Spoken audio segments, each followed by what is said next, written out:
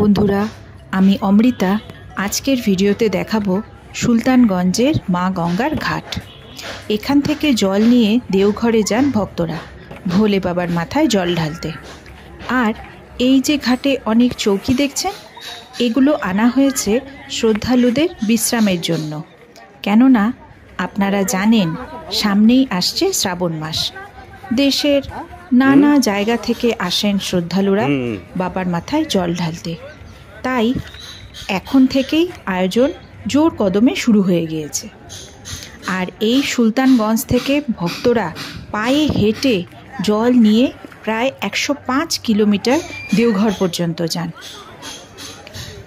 কেমন লাগলো আজকের ভিডিওটি কমেন্টে জানাবেন।